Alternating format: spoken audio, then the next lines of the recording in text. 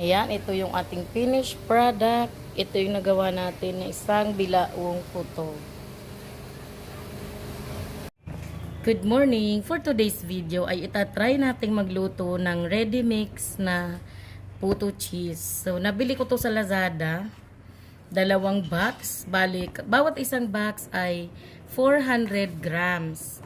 So, nakita ko kasi sa reviews na ito daw ay perfect na puto recipe. Dadagdagan mo na lang ng water. At sa isang box, dalawa yung laman niya. So, bawat isa ay 200 grams at isang cup din daw ng water. So, itatry natin. Asukal, water, saka vegetable oil na lang or melted butter yung idadagdag natin. So, mag-start na tayo. Pumix. Uubusin ko na tong apat kasi kailangan ko makapagluto ng marami.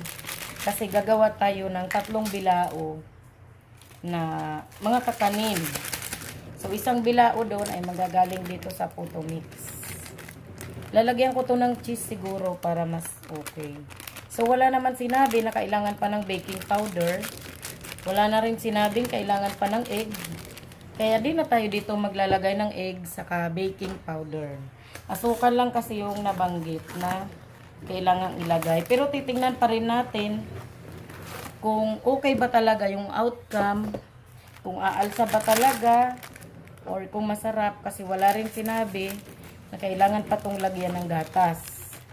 So, ibuhos ko na, bali, total of 800 grams ang laman nito. Kasi 4 silang pouch na ganito. So, ang sabi, bawat isang pouch ay isang cup ng tubig. So, didirekta ko na rin. 1, 2, 3 cups. So, kulang pa ng 1 cup. At maglalagay daw ng 3 vegetable oil sa bawat pack. So, dahil 3 yon, bali, ay 4 yon, bali 12. 1, 2, 3, 4, 5, 6, 7, 8, 9, 10, 11, 12. So, 12 tablespoon ng vegetable oil po yung ginamit ko dito. So, ngayon naman maglalagay ako ng sugar. Ang ilalagay ko na lang po na sugar ay punuan ko muna yung tubig. Yan yung pang 4th cup. Maglalagay naman tayo. 2 cups lang yung ilalagay kong sugar. White sugar yung gamit natin. Pwede ka rin gumamit ng wash. Pero ako white para maputi yung puto. So 2 cups po yung ilalagay ko dito na white sugar. Ayan, 2 cups. I think sakto na lang yan. So ngayon, imimix na natin. Tingnan natin kung eksakto na yung 4 cups ng tubig. Mahirap pa din siya. Hindi eksakto yung 4 cups ng tubig. So magdadagdag ako ng 1 cup. So bali total of 5 cups ang nilagay kong tubig kasi hindi umubra yung based doon sa suggestion. So, dahan-dahanan lang natin.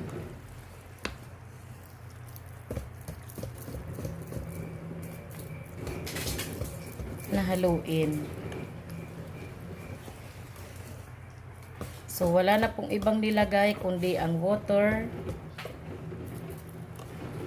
saka yung oil, or melted butter, saka sugar.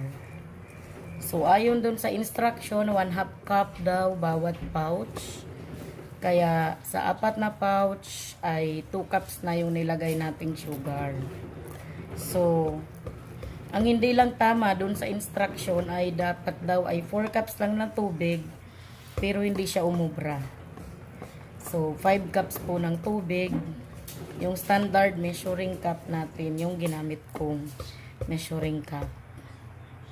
So, kunting halo-halo pa kasi sa tingin ko, may nakikita pa akong buo-buo. So, ganyan na lang. Ready na po ito para ilagay sa mga molder. Mag-i-slice na lang pala ako ng cheese kasi gagawin ko itong puto cheese. So, may cheese siya. Ang cheese po pag Eden cheese, hindi ko sinasabay.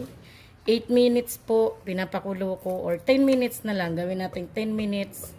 Pinapakulo ko yung puto mixture.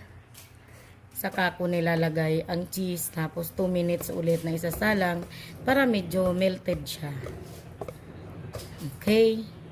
So, ngayon, mag-i-slice ako ng cheese. Set aside ko muna to.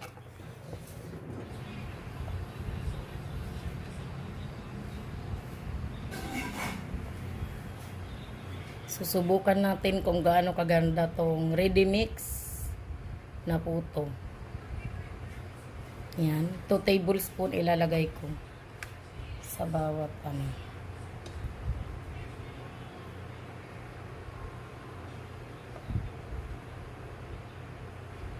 Siyempre, ganyan lang din ang gagawin ko sa lahat ng mga puto natin.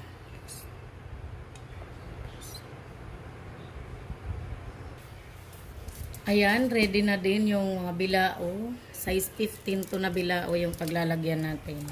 Tapos, itry na natin yung unang salang natin.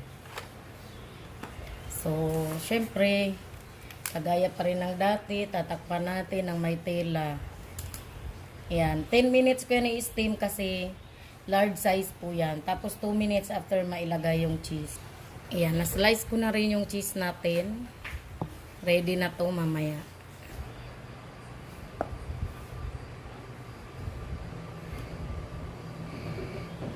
Uy, nag-ano siya.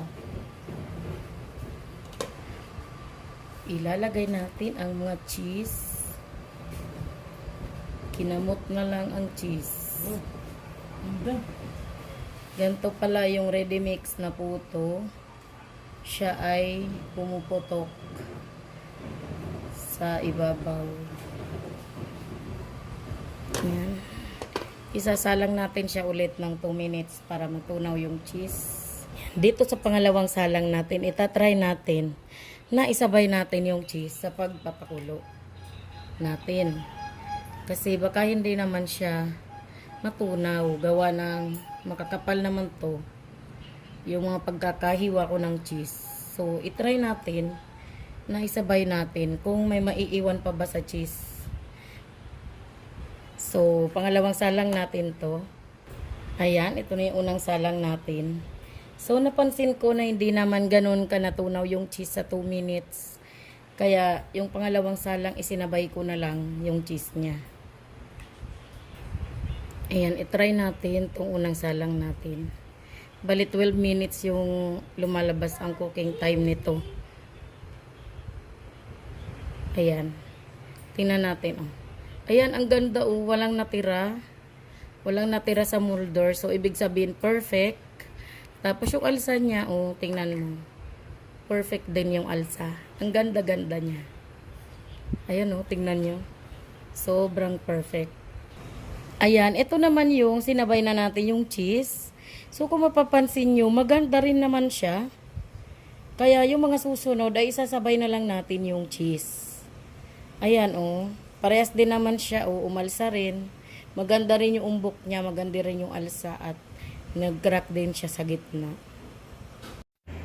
Ito na po yung ating mga finished product. Nagagawa tayo ng 45 pieces na large size at medium size naman ay 12 pieces. Yun lang po. Thank you so much.